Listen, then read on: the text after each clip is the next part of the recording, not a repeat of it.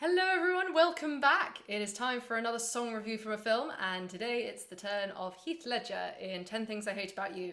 It's been quite a few years since I've seen this film, but I will never forget this scene where he's singing in, I think they're called the Bleachers. Anyone from America watching, let me know if I've got the term right. So we're going to dive straight in and see how he does. You're just too good to be true. Can't take my eyes off of you. So he's got a really nice tone in this first section. There's a slight bit at the end where he says true, where he just doesn't support it and he almost forces himself into head voice. So we've got this area in between head and chest voice. So if you imagine head voice here, chest voice there, and you've got this area in the middle that some people know as the break. I prefer to never use that term because it makes it seem like you either have to do one or the other. But I like to use the Italian term passaggio, which basically means that there's a passage in between the two. There's an area where you can mix the voices. And it sounded like he was doing really well until the word true, and then true, he just lost a bit. And the problem with thinking of a break is that lots of people feel that the head voice is weaker than the chest voice. Absolutely not true. You've just got to support it in the right way. I think he just lost a bit of support there, but a really nice tone for the next bit. You'd be like heaven to touch. I wanna hold you so much. Okay, so I'm going to talk about H's here. I feel like H is one of the more tricky consonants to get sorted and to make it really feel like there's connection and breath flow. So you would have noticed with heaven, you'd be like, there's a bit of a stop there. You'd be like heaven to touch, like he almost didn't quite want to go for it. So the problem with H, if you think about any other consonant, there's an articulation point. So there's a point where the lips come together or the teeth and the tongue. But with an H, it's a completely open throat. So it's really easy to close the throat to try and create an articulation point that you don't need. So what you want to do is actually connect from the core. Feel the tummy button pulling into the spine, just a little bit of a pull. Ha, ha, ha. So just try that and see how you go with the H. And ha, ha, ha. You should be able to keep nice and open with the throat there. So heaven, he didn't really support it so much, but hold, I wanna hold you so much, it was supported much better. I think because heaven was close to the beginning of the phrase, he hadn't quite got the support or the breath flow to go. But it is very useful to mention that he is not meant to be a professional singer in this film. He is meant to be just a teenage boy who's trying to impress someone, so he's probably not had that much vocal training. At long last love has arrived, and I thank God I'm alive. You're just too good to be true. Can't take my eyes off of you. I know I stopped at the best bit, didn't I? So, it sounded like he was a bit under pitch there. Usually, I don't feel like pitch is something that is the cause. That's it's an effect of something else. Usually, if you're a little bit flat, then most of the time, obviously there are exceptions, but most of the time it's due to tension somewhere. Root of the tongue, which you'll feel under there, jaw, which you can feel everywhere, and the throat closing up, shoulders tight, anything like that. And it really has an effect on the sound, mostly in terms of pitch, because you're not actually free. And so when you're trying to push things, then the pitch does suffer a bit. So it could be that, again, he's not supporting properly, or it could be that he's closing down those vowels a little bit early. If you keep the vowels open a bit longer, then it's much easier to keep the pitch going because the air is flowing and everything's free. He makes it, what is really interesting is that he makes it back to the pitch at the end of every phrase. So he clearly does know how to keep pitch. So there's obviously something else going on there, either lack of support or maybe a little bit of tension.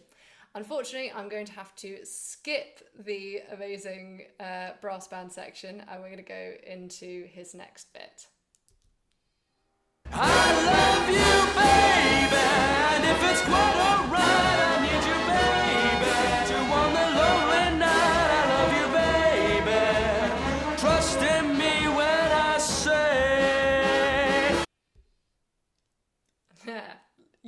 So this bit's awesome. And yeah, most of the time it's fantastic. It's just those first ones, I love you, but you're going, come on, get up there, you're going to be fine. And it's just a bit of a shame that he doesn't quite make it. And all that is when you breathe it, it's two things really, but it's kind of connected together. When you breathe in, you need to release everything. Everything needs to be completely free, including the muscles around your core. If you end up having any tightness when you're breathing in, you can't get a full lung of air, and you probably can't think about the space you need for the note that you're about to start. And that note at the very start of the phrase is the highest note of the phrase. So it's always a little bit more tricky when you're doing that. And then the next thing is support it. As soon as you've got to the top of that breath, in you go with the support. I love you, baby. Whereas I think what he also does is he lets a load of air out at the very beginning. I love you. And that means that he's not supporting at the right point. If you have too much breath coming out at the onset of the phrase, then it means that you're not supporting in time, and that's actually going to affect it. So again, he makes it back up into pitch, so he clearly can keep it. One thing I love about that phrase is the jazzy fast vibrato that he has at the very end. Trust in me when I say. Really nice. I love that. Here's the next bit. Oh, pretty baby, don't bring me down, I pray, oh, pretty baby. Yeah, so same thing. Oh, pretty baby. I think that was a little bit more what he meant to do rather than suddenly sliding off it. But it just shows that he can get to that that top note at the beginning of the phrase absolutely fine. No problem with that at all. Yeah, so more support there and just really goes for it. And now that I found you, stay and let me love you, baby. Let me love you. No, oh no, it's that last glissando. And when you're doing a kind of jazzy thing, then you want to not hit the final pitch and slide up to it, and it sounds great, but there's an amount of time, in my opinion, and that was too long. Let me love you. I think that's bordering on, that's fine, but let me love you. And it's because of the pain on his face as well. It's kind of like when you see, guitarists on their solos and you see the pain in their face where they're trying to really push that note up, where they're bending the string. And it's kind of like he's doing that, but he's just really pushing in the wrong place, and you can just feel all of this tension in the sides of his face. So just watch that again, that last section, and just see if you can see any of that. And obviously this is overdubbed, it's not sung live, but I think he actually does a really good job of miming how he actually sang it. So here we go. Let me love you.